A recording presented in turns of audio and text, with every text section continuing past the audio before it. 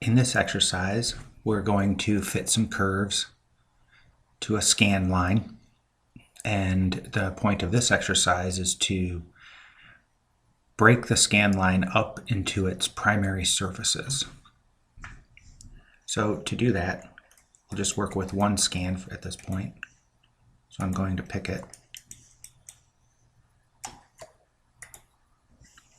and use the object display hide unselected. Now, as you saw, this was one piece. So to make this a little easier and a little better, so that it's one piece of scan, so that I can not have to split it where it's already broken, I'm going to use the attach connect and just connect these. Now we have one scan line. So I'll start at the top, and I'm going to use the Fit Curve tool. Select the curve, it gives me a total fit, and I see that I need one here. Why do I need one here? Think of this as the primary surface. So if we go to ortho mode, and I'll put this in a left-hand view, this would be the top. Okay, so I'm not going to include this radius, and I'm not going to include that radius. I just want that piece. Here I'll see if degree 2 still gets me within my deviation. It's nice when you have just a degree 2, because then you know you only have curvature on one side. You will not have an OG. Okay. I'll select the next area, bring it down past the radii, bring it up, maybe to here. Okay, now I can kind of see here that I think there's actually another feature here, just by how that fit. So I'll bring this up into this area. Okay, and we get a really close fit here. Maybe just down a little. Now that starts to go under. I'm going to go back. Okay, well within my tolerance. We'll say 0.25 or something, or 0.5. Again. So if I think that's a radii, I've got to come down below the radii. Again, here, I'm leaving this radii. I'm only fitting the parts that are surface. We aren't worried about theoreticals right now. We'll come back and make a theoretical.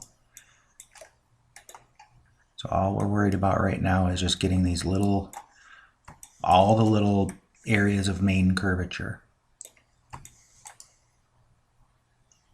Now these areas are often interesting because if we have curvature, if we would like curvature in two directions, and this only has crown in one direction, this curvature will be going this way, this curvature will be going this way. Theoretically, this line needs an OG for it to flow right through.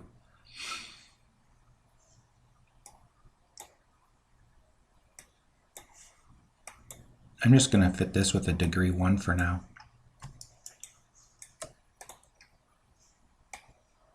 Go past this radii, and again here, just looking at the scan a little critically, I think there's a fillet right there. Okay, so I'll take this back up to 2, slide around the corner. Maybe that's kind of a generous fillet.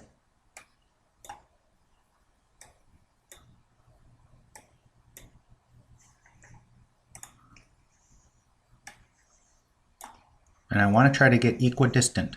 Okay, see how that is? Now I'm going to look at this, and as I'm fitting this, I have to make some judgments.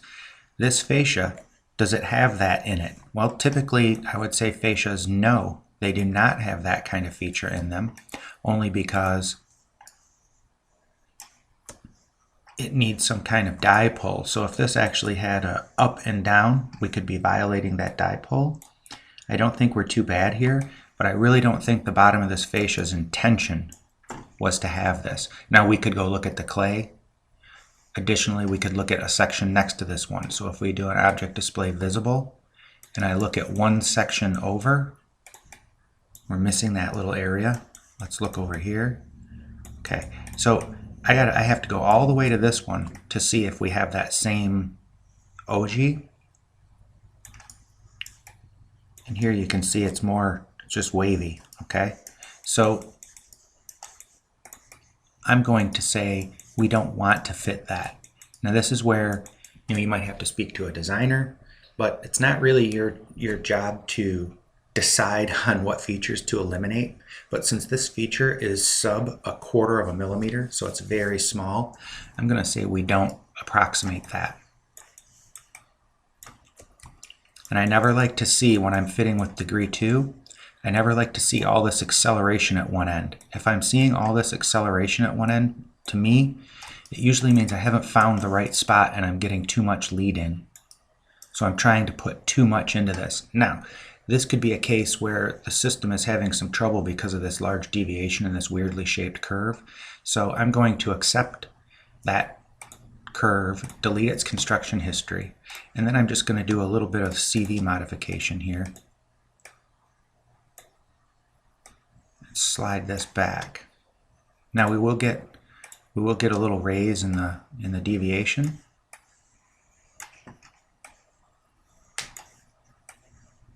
But we're along the bottom of the fascia, and I'm going to say in this case that's probably looking pretty good. Okay, so to get back to where we were, I'm going to pick curve, pick all my curves, pick object, and pick this one section, and do my hide unselected again. All of these appear to be well within my tolerance. Okay. Let's go back to this left view, and I just want to do some extending because I'd like to find and be sure that these go to the theoreticals that I'm looking for. For instance, this appears, now that I come back and look at it, like I'm too far around this corner. Okay, I'm not going to have any chance for lead in, and if I do, this point is going to meet somewhere kind of peculiar. So if I can, and I still have my history, which I don't know if I do. Nope. So I'm just going to extend and see where we go. So I'll extend this and that's my point. For now, we'll say that's okay. This. Now, when you see that CV starting to accelerate and crowd the end, typically it means you're too much curvature at one end. This is so flat, I'm going to just extend it by moving this control vertex a little bit. That will take out some of the, notice I haven't done any curve combs or anything. I'm just trying to get some nice shapes here. And if you look at the control vertices, you don't always have to rely on curvature combs and things. So this has a little bit more acceleration at the top still. That's why we saw it wrapping so quickly. So I'm just gonna, and if you see as I extend the flat, we get more of a constant curvature. Okay, and I'm gonna say that's probably pretty good. And now I'll extend. And we'll extend the rest of these to their theoreticals. Now, once you get one extended to its theoretical, you can use the snapping tool. So if I extend this and then I want to extend this to here, it will snap to it. Okay. This is where we might get a little crazy just due to the fact that this radius is so big, but we'll see here. Okay, see how that radius starts to crowd? By crowd, I mean this radius starts to really, this CV, I'm sorry, it starts to really pull towards the other one. So I'm going to extend this a little bit, and once I get it extended that much, then I'm going to come back with my move CV and I'll just do a slide. So I get my extension, but not so much acceleration. And now I got to do just a little bit of manual fitting because I've pulled off. I've got an extra curve here and I'm not quite sure how that happened. I'm just going to delete the extra fillet curve. Okay. It looks like a pretty good fit now. And let's just object edit and extend this to here. Now we can do extensions backwards instead of trimming.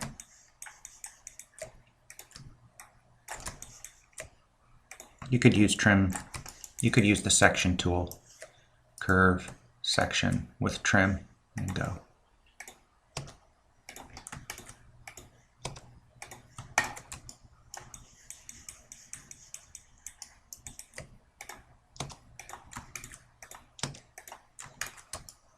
And now we've framed that section.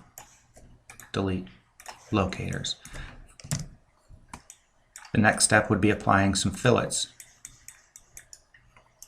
I'll use the fillet tool. We could also make a new layer, put our curves on that layer. Curves are separate from sections. A different data type. I'll assign those here, and let's make them a little bit different color, maybe purple. I've got this picked as my creation layer. I'll go to curve, curve fillet. Let's go between these two. It's a 5 mil radius. Let's go curvature. Maybe a form factor of 0.5 I tend to like. It gives you a nice lead in. Maybe we'll go to 15. And that looks pretty good. Now, I'm only building these fillets so that I can see how the surface fillets would react to these two slabs. So at this centerline section, this is going to be pretty good. Let's try here. Maybe a 50, 75, maybe 65. Looks pretty good. Between these two. So it says curve failed. That's because it's too big, I believe. So let's go down to 5.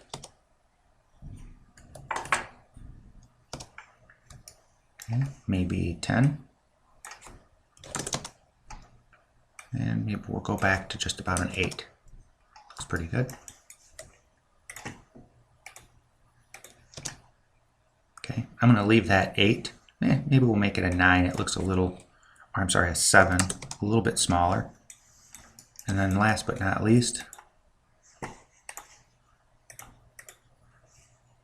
this one could take a large radius. And it doesn't like that. So there's a 50, maybe 60, and it doesn't like to go over 50. Sometimes the fillet tools, after a certain size radius, they just have difficulty balancing a fillet to both sides. Oftentimes I think it's because you have the theoretical just in the wrong spot. And if we go here to, maybe we can get it to build to 55. Well, it built to 50, so let's try a 50. And we just don't have enough we can't get a large enough radius to really approximate that shape. So I'm just going to take these two slabs, and I'm going to try to add just a little bit of acceleration to them. So I'll grab both of these theoreticals, so right at the center point, and I'm going to move that up, back, and I'm watching this up here. So I'm watching here and here.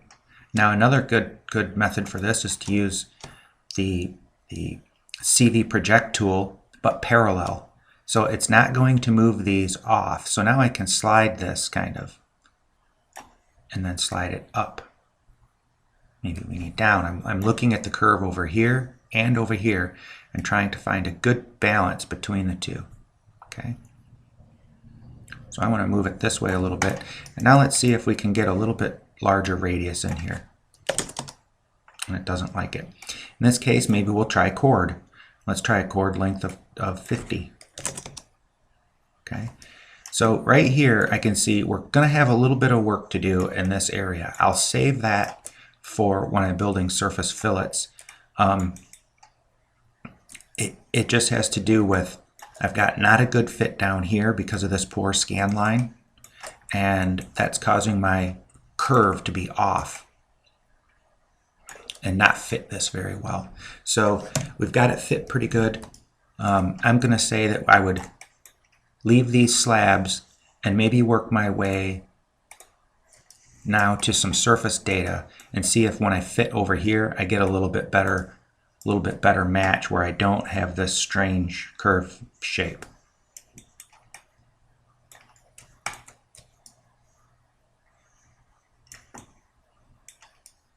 Okay, let's try fitting these curves.